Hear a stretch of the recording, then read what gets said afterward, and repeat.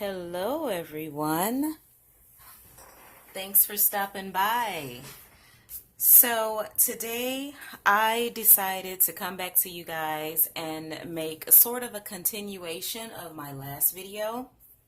I wanted to give you guys a little bit more insight into how I create that 3D effect, bring your pictures to life, bring objects off the page, make kind of a 3D effect. So in my last video, I felt I didn't quite give you guys like the complete process, so to speak. But I'm just going to get a little bit, just do a little bit more with you guys. So this will be kind of like a part 2 continuation of the 3D effect, yet and still part 4 of coloring this page. Yes, guys. So what I did while I was off camera was one of my lovely viewers mentioned to me about creating the shadows underneath the objects. I usually do that, but in the last video, I had gotten tired and I just didn't go further with adding any more detail to my picture, because I know for myself, if I color beyond feeling okay, I'm going to mess something up. I'm definite to mess something up. So I kind of stopped, kind of shorthanded with you guys before I added those little details. So I did go ahead and add those little shadows underneath the objects. If you could see it there and a little bit there. And since you don't have too much to work with that area, since that area is so small, you really can't add a whole lot of shadowing and detail. And I also added a little more shadow to underneath the table right there, because that's going to be an area where you're going to add shadow. But I wanted to mention to you guys one thing. When it comes to, and this is me personally, adding shadows and, shading in my pictures, I don't shade and shadow every little thing that's supposed to be shaded or in a shadow. I mainly go for the things that, kind of pop out to me, because it will be too much for me to just strategically go to every little item. Like, for instance, right behind this curtain, it would be ideal, and right behind this basket, and every little piece in here, it would be ideal for me to add shading or shadows to each little detail that's supposed to have shadows. But I would, that would just probably drive me a little crazy, because I'll probably get tired and uninterested in the picture by the time I make it to that point. So I pretty much only add shadow and shading to objects that really just stand out to me, or areas that I'm like, okay, that needs some shading. You can really tell for yourself. You can really decipher if your picture is lacking shading or that specific detail. So yes, guys, that was just something I wanted to put out there to you. Don't drive yourself crazy over adding the shading details, but they are important to the majority of your picture to make it look 3D and make it really pop and stand out. So anyway, I did, like I told you guys I was going to do, I did the baskets, and I started on these, what do you call them? Not napkins, like tablecloths. I started on those, but I was like, no, I need to do that with you guys so that you can see me do more than just this one little tablecloth here, to kind of give you an idea. Now, this tablecloth over here, it wouldn't really have the same amount of shadowing as this one does, and I'm going to explain why. This one over here will only probably have a little shading or shadow right at the top and around the edges. But we'll get to that later. So what I wanted to do, what else did I want to tell you guys? Oh yes, I decided on a color for my canopy and started that. So I will be continuing on with that. And we got some 3D shading and shadowing and highlighting going on with that. And the 4 pencils that I use for that so far, guys, I'm already tired and haven't even gotten into this. Actually 5 pencils, but I really don't count my white pencil. But the 5 pencils that I used for the canopy, or that I am using, is the Light Aqua PC 992, Aquamarine PC 905, Peacock Blue 1027, and Copenhagen Blue PC 906. So also the white and the blender pencil. So actually, oh my goodness, that's a lot of pencils. But I'll show you guys probably in this video before we leave one area of that canopy so you can see what's going on with that.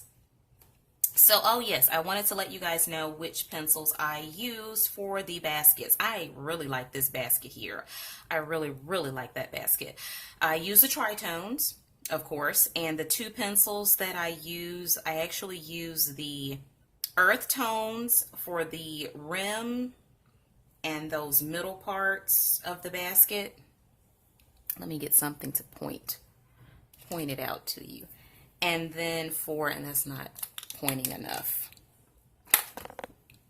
For these parts here, the inner parts, because I wanted them lighter, I use the pencil Tiger. I use the Tiger tritone pencil. And for this basket, I use the earth tones for the handle, and the Tiger for the bottom part of the basket. Tiger for that basket, and earth tones for that basket. And for these shadows, the color that I used was just a brown Prismacolor, the chocolate color. And I was kind of light. Oh yes, and I finished this part here also with my earth tones tritone. And I went diagonal one way and diagonal the other way. And I've shown you guys in a previous video how I do wood, how I do that diagonal thing. So I'll probably link that video either in this video, or I would link it in the description below. Well, I pretty much did it just like I did this diagonal and the diagonal on the stairs. So that's the same thing. All right, guys. So what I'm going to do is, and yes, I dressed up for you guys. I'm going to put on my glove here, because now that I've gotten more done in this picture, I don't want to have to worry about smearing this pencil work, because Prismacolor is known to smear. It actually did a little bit smearing up here and I didn't even touch it. I don't know how that happened, but just for me to be safe, I just put on my protective glove so that I won't rub anything the wrong way. Okay. So let's start on this napkin here. I'm going to zoom you guys in a little bit.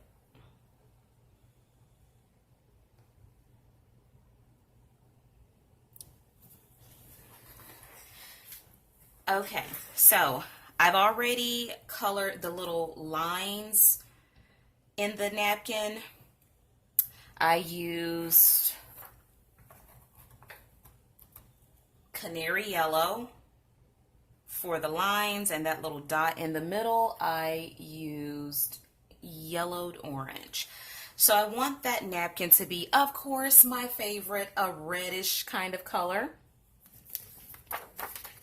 So let's see, Do I want it to be, no, maybe not red. No, no, no, no, no, not orange. I definitely want it to be red so it can pop because there's going to be a lot of browns in all of these pastries here. So I don't want orange. I don't want orange. So let's do some Scarlet Lake. Oh my goodness, my Scarlet Lake is getting small because apparently that's one of my favorite colors to use, PC 923. Okay, so 3D. Guys, let me explain to you how to really use your lines in a coloring page. Okay, so you see how this line is right here, showing the edge of that table that it's on? You want to use that line to your benefit. That's telling you where you want pretty much your shadow to fall. Here's that line right there. You want to follow that line, okay? So that you can know that your item is like, that's where the table ends, so that's where it's going to fall. That's where your darkest area is going to be. All right, I think I need to sharpen you up a little bit, Mr. Pencil.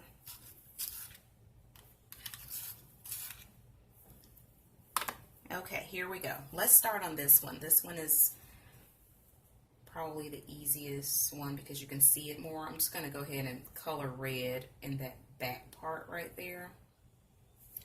And right here. And right there. Okay, so you see what I did here? I did heavy pressure or a dark area at that back and beside the basket because I know there's a shadow there. And I'm going to do very light pressure right in the middle. Even though, you know what? I'm not going to blend that at all. I'm going to just, no, yes I am. Where's my blender pencil? I don't want to get too close, and let me make sure my blender pencil is clean because I just got finished using blue on it. I don't want to cover that light area too much, so I'm going to go outward. Yeah, that's perfect. That's exactly what I wanted to do. All right, so my next dark area is going to be right here under this bagel right there. And on this edge. And I think I want to do right there. And we're going to take a darker pencil and get that edge all right. But I wanted to show you guys how to make that 3D with another color other than the yellow kind of color. So I'm going to kind of go up a little bit with my color. Now I want to get a little bit lighter. Alright. I'm not going to be able to do much right here because I want it to be dark under that basket, but I also want that edge, so I just colored that straight colored it, just didn't even worry about it. Okay, over here, we're gonna do darker, then around the edge here, and then right up against here, we're not really gonna do much. Just really light-handed. Under this basket, I want a heavy hand, dark color. And I'm going lighter hand. Okay, there we go. So let's see. I think I want to take like do I want an orange or a yellow to kind of blend that out a little bit more? I think I want an orange. Maybe sunburst yellow. So I'll kind of go over the areas that I was lighter handed with. And I'm going to be a little bit lighter handed than I normally am. Lighter pressure.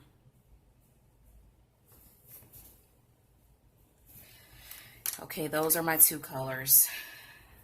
Now, I don't want to use my blender pencil because I want that white, a little bit of that white to show. So I'm going to use my white pencil and I'm going to color right there in the middle. And right there. Oh, I just drug some yellow into that area that I did not want to do, but oh well. I'm not stressing out over it. It'll be all right. Okay, so we're going to take our Scarlet Lake again, PC 923, and let's see. I think I want to be lighter handed coming off that edge, but I do want to be heavier handed on the edges or perimeter of my cloth. I want there to be a distinction between the edge of the cloth or where the crease is and the front of my cloth. Even though I am going to use a darker color on that edge, I'm probably going to get maybe a brown or a black and really get that edge really good. Because I don't want it to be, I want it to be very distinct that that's a shadow right there. So I'm being kind of light-handed.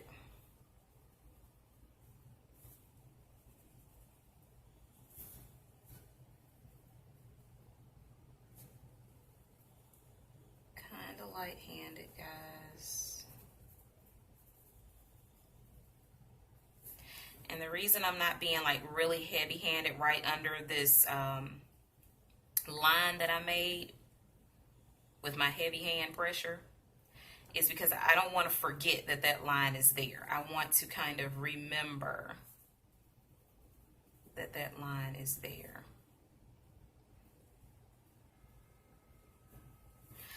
Okay, so what I'm going to do is take my Sunburst Yellow and kind of smooth this area out without touching that line. I want to be careful about that line. I'm using medium pressure now, guys.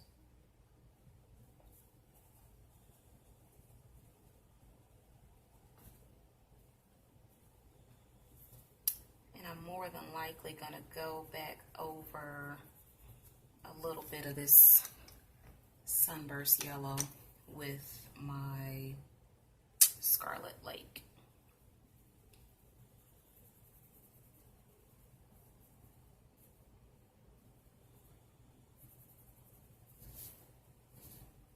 Because I want it a little more red than orange. But I think that's doing what I want it to do. Okay, let me take my white and try my best not to make that yellow. I don't want to make that area yellow. I want to kind of keep it white.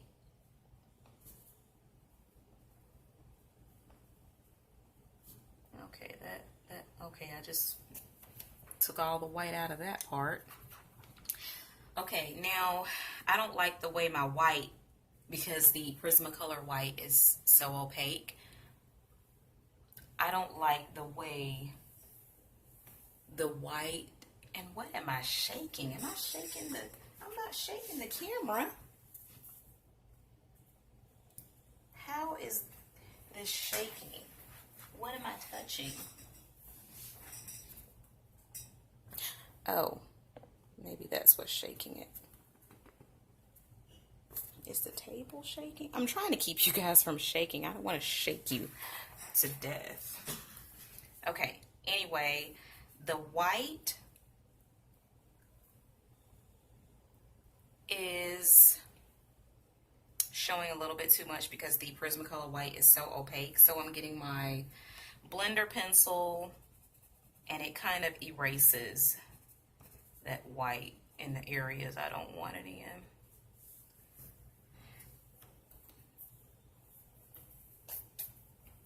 Here we go. Okay. I think that does it for what I want to do with those colors. That's a little bit too much white. I want to get rid of all the white. See? Change my mind. That looks better. I want to get rid of it right here too. Yep. See, it's okay to change your mind. And that back part back there, that needs a little bit of orange in it. Okay, guys. So, now I would like to take a darker color. So, probably maybe Crimson Lake. Let's see if that one's dark enough. And I want to put that line right there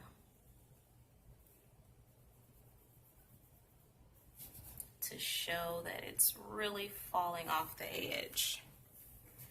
And I also want to put it on this edge, on all the little edges. I want it to be a little dark. A little darker.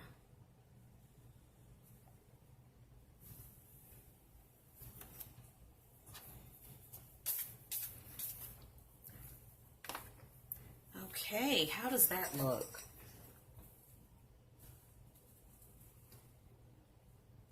Does that line look okay? I think that looks pretty good. Or should I blur it out a little bit more? I think I need to blur it out a little bit. Let me take my blender pencil. That line is a little bit too sharp. Just a little bit. Just a little bit too sharp.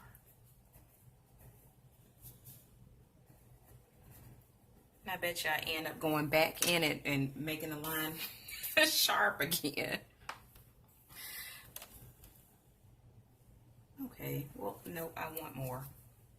I told you I was going to do it, guys. I told you. I know me. I hope I know me. My goodness. All right, guys. There's no need of me putting that pencil up because we have to do the same thing over here. Well, that's that. Okay, so let's do this. Okay, so I'm going to go use my Scarlet Lake again, do my outer edges and my little tiny places. Just do that whole little area right there.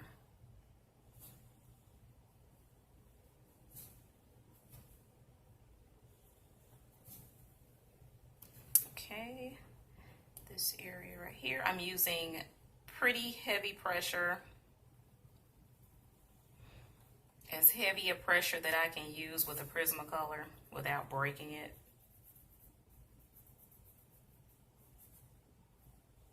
All right, that's all of my outer edges. Now let's go a little lighter handed.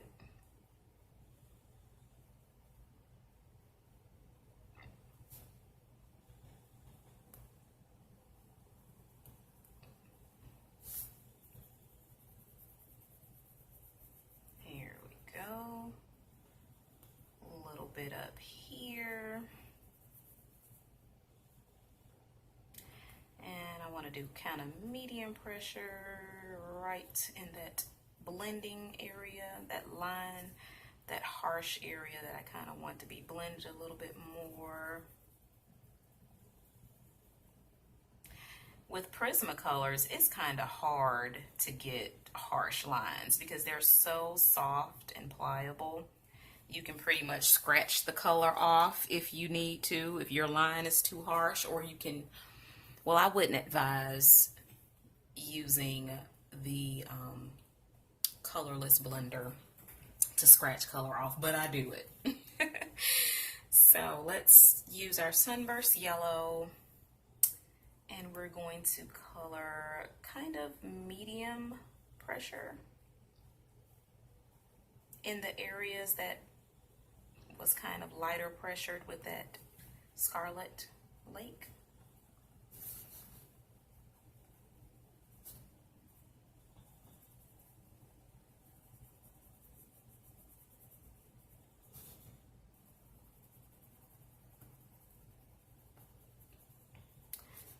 Right, we're getting it done, guys.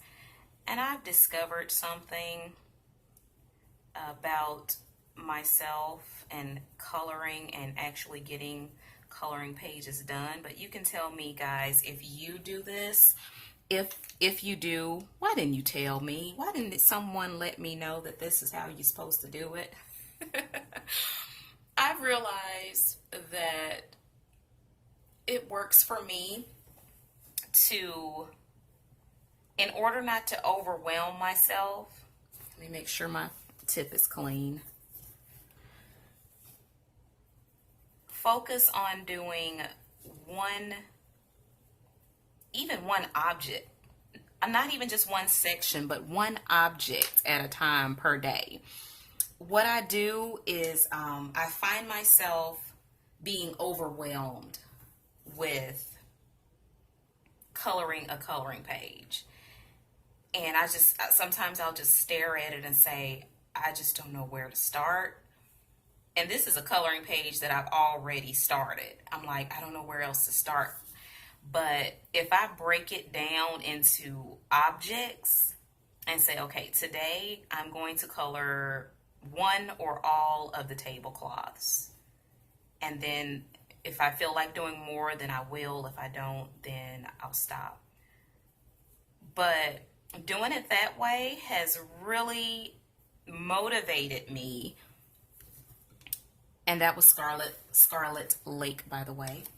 Has really motivated me to actually get more done on a coloring page. I don't feel so quite overwhelmed in, oh, I have to finish an entire page. So, do you guys break, like, and this is Crimson Lake again. Do you guys break your coloring up in, like, objects instead of just looking at a page and saying, oh, I need to finish this page?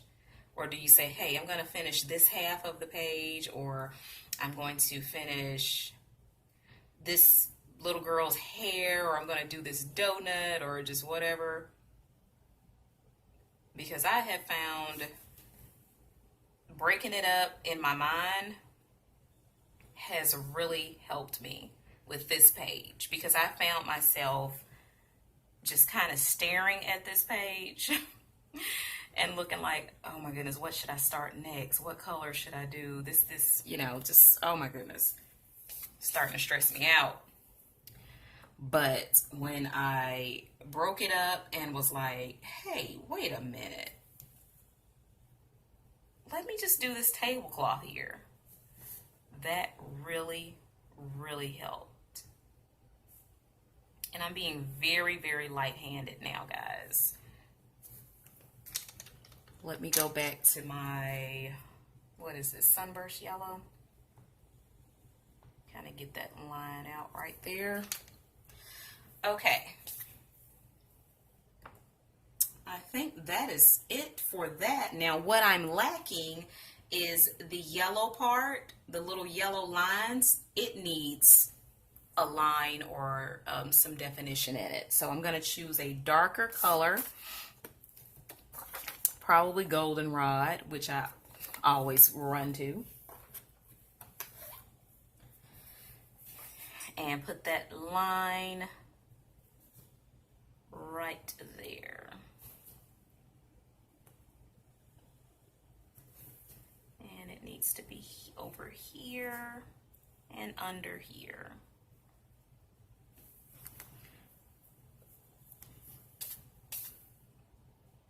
Yes, that is it. And while we're at it, let's just go ahead and make some little shadows back here and right here. Why not?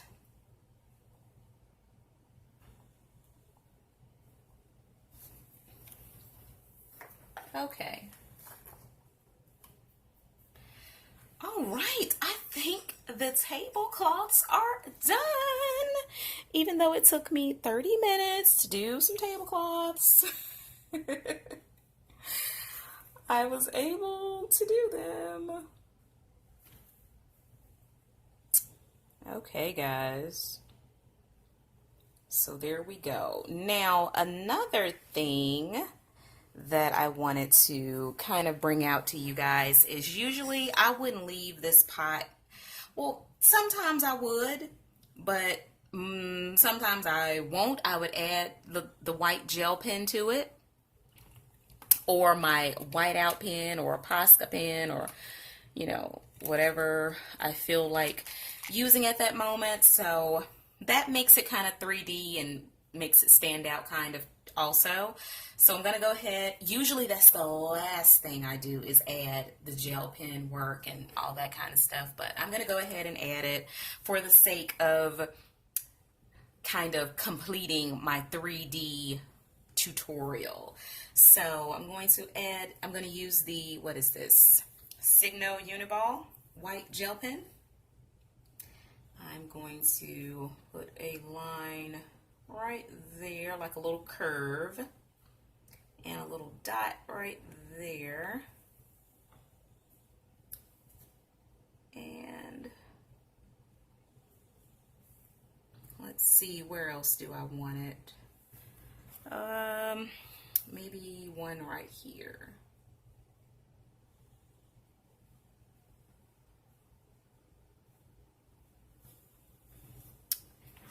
And a little dot at the top.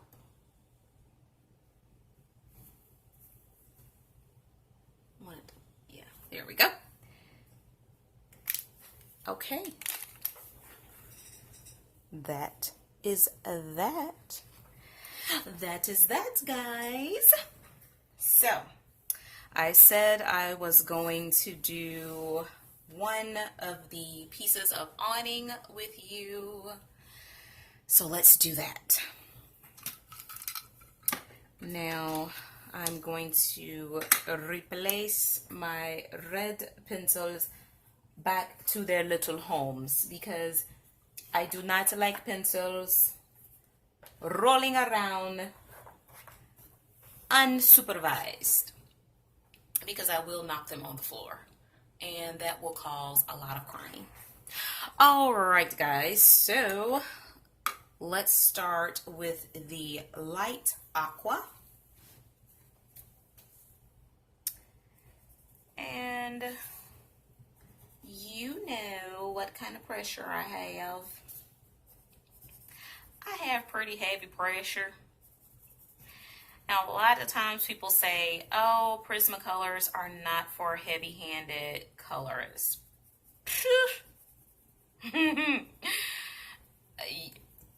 That may be true when you first start using them.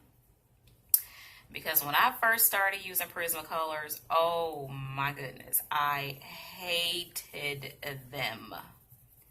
Hate is such a strong word, but I strongly dislike them. They were, oh my goodness, they were not my friend. But after a while, they became the love of my life because I learned how to use them.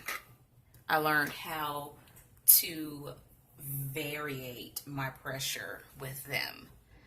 And I knew, like, get that exact type of pressure that wouldn't break the lead. But also another big thing, this is the Aquamarine PC 905.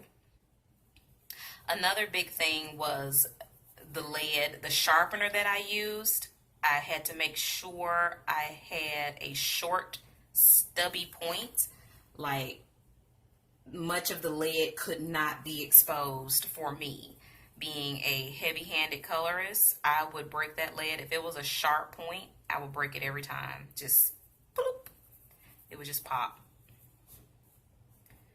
And another thing is, I don't sharpen the Prismacolor pencils, or any of my pencils for that matter. I don't sharpen them unless desperately needed.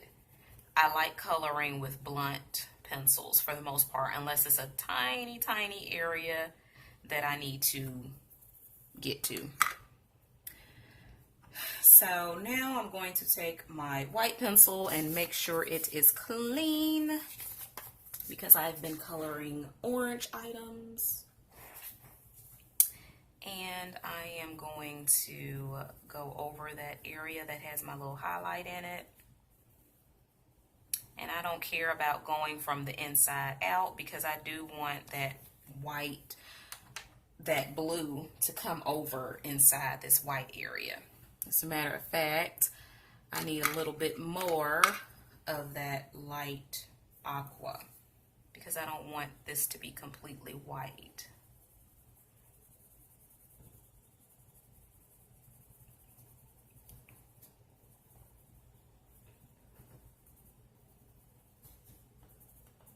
Okay, now let's take my next darkest color, which is my peacock blue.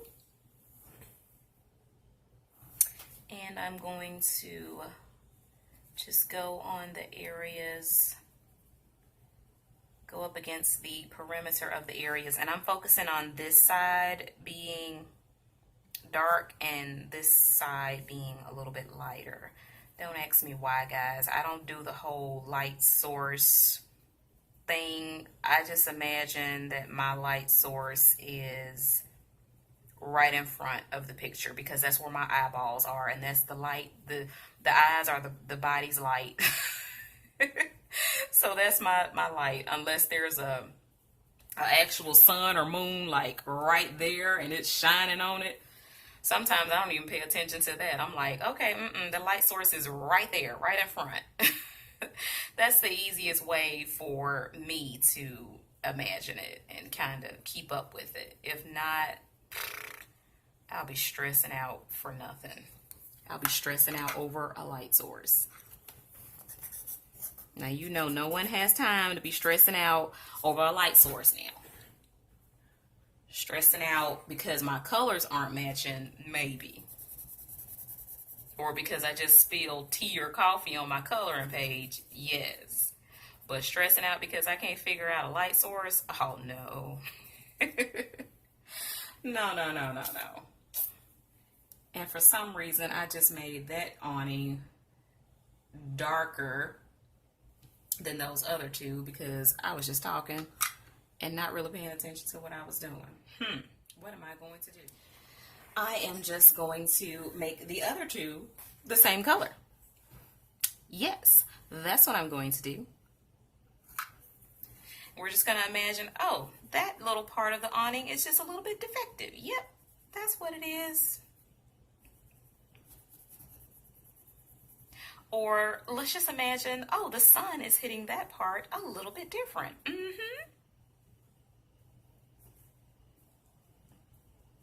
Yes, I have an excuse for my oopsies and reasoning behind my oopsies. Everything does not have to be perfect. In the real world, some parts of clothing and awnings and this, that, and the other, they fade faster than other sections. So why couldn't this section right here have faded a little bit faster than this section? That's what happened. Yes, I have a story, and then I'm sticking with it. That's my story, and I'm sticking with it. By the way, that was the light aqua again. Now, let's get that aquamarine And I think what it was, I was being a little bit too heavy-handed. Just a little bit. And I think I was going over the colors a little bit more than I did on those other ones. But that's okay. It is okay, guys. It's gonna be all right. No stress. No stress. Let me zoom you in so you can see it a little bit better. There you go. Okay, so let me take that light aqua again and be a little bit lighter, closer to that highlight. All right, let's see. Let me go ahead and do my peacock blue.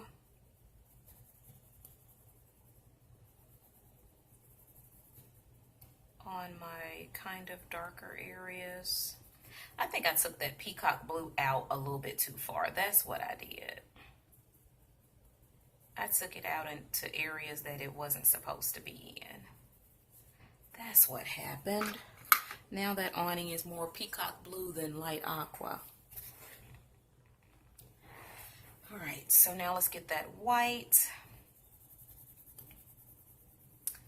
Blend that together right there and right there.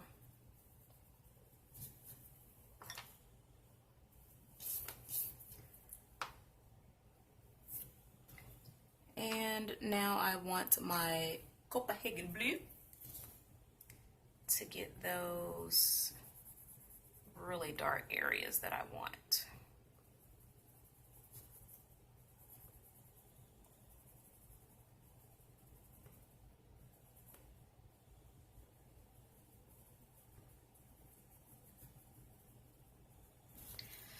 Now let's get that blender pencil and go lightly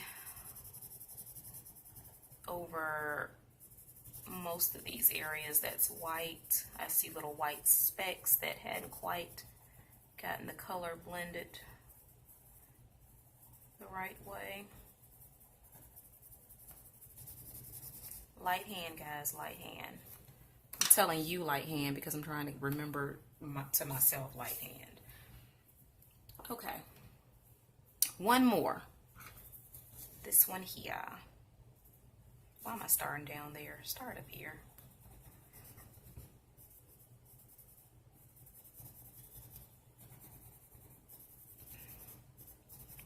Okay, do the box step in my coloring. A little bit lighter. Get down here. A little bit lighter right there, a little bit heavier right there.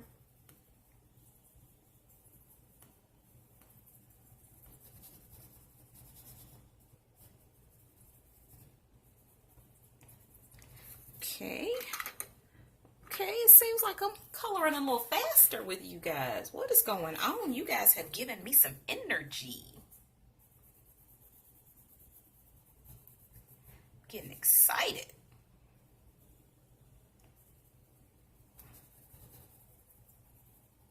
Okay, get a little lighter, Niecy. Calm down.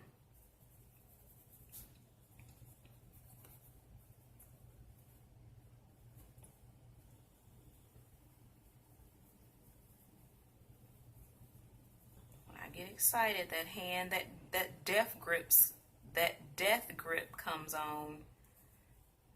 And guys, you know I can't talk, so excuse the language. Excuse the no language. The no English language. Okay, let's take this, what is this, white? And just do whatever I just did right there. Get my peacock blue.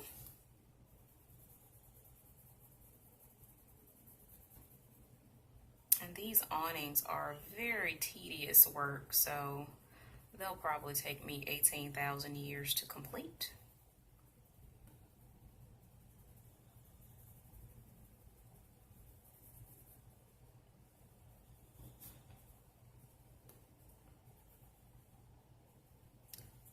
Got it right there.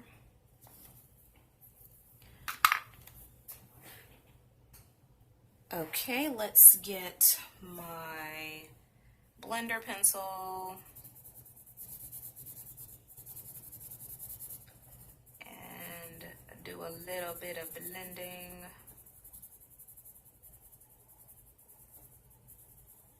In those areas where it's a little bit harsh.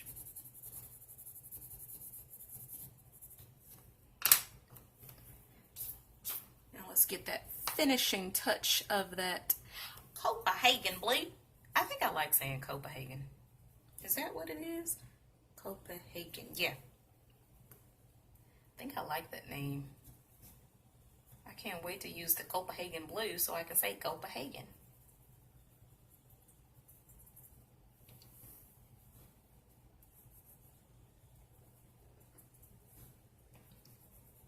Alright, get those edges on that left side.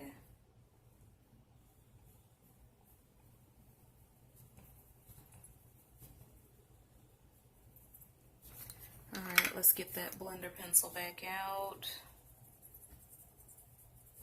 Give a little light blend.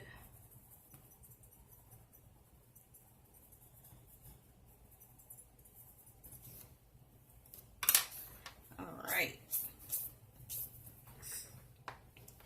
Yes, guys. Oh yeah, I think that will do it. That is it right there. Let me zoom you back out.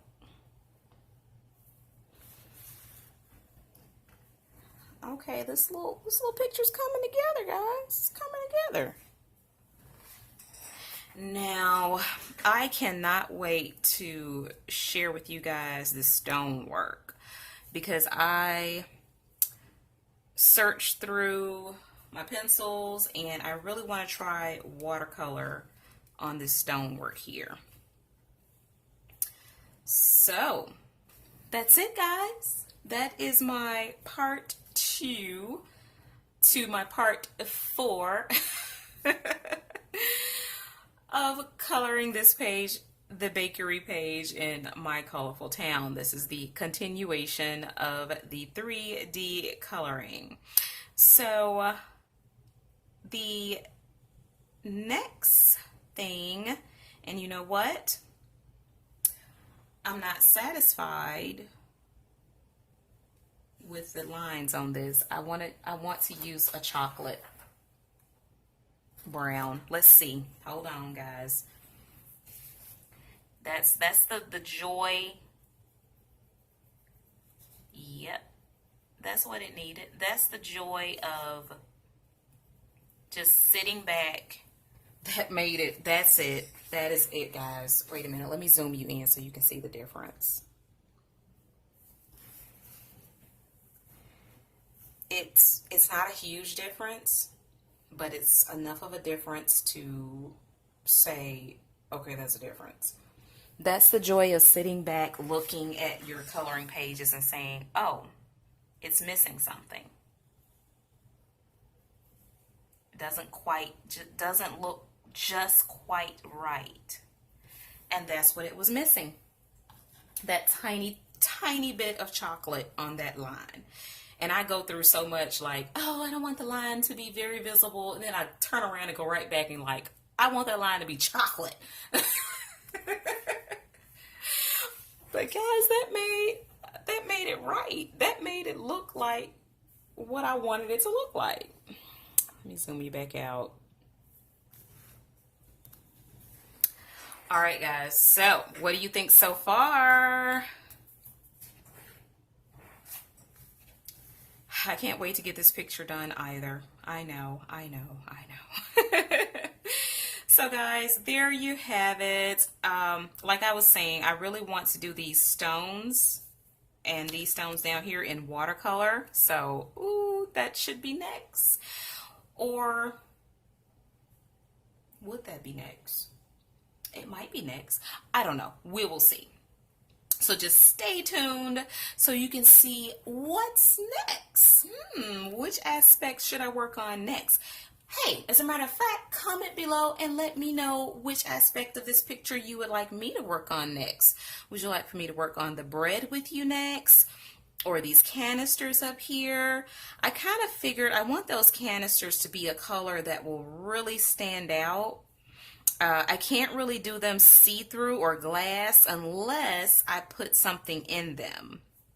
Like, you know, draw some cookies or gumballs or something in there. So, only way I can do probably glass is if something was actually in there. So I was thinking of maybe doing those like a teal, jade green, or either that kind of, not the khaki color because that will blend in too much with the bread, and not a blue because I'm going to make these bags.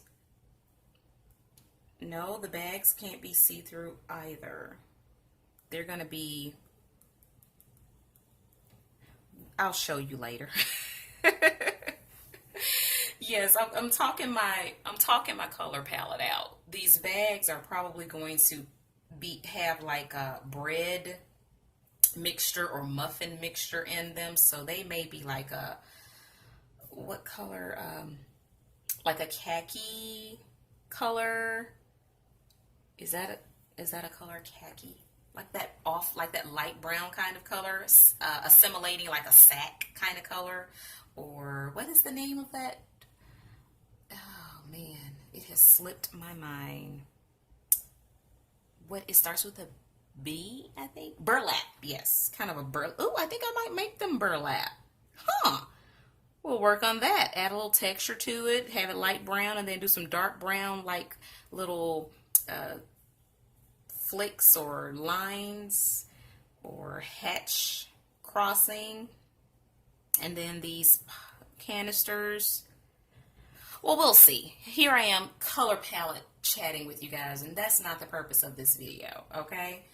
So guys, please comment and let me know, what would you guys like for me to work on next? Would you guys like for me to work on the watercolor stones, or the bread, or the canisters, or the curtains, or the floor, or whatever? Just let me know, guys. And what did you think of this video? If you enjoyed it and it was informative and you liked what you saw, please give this video a big old thumbs up.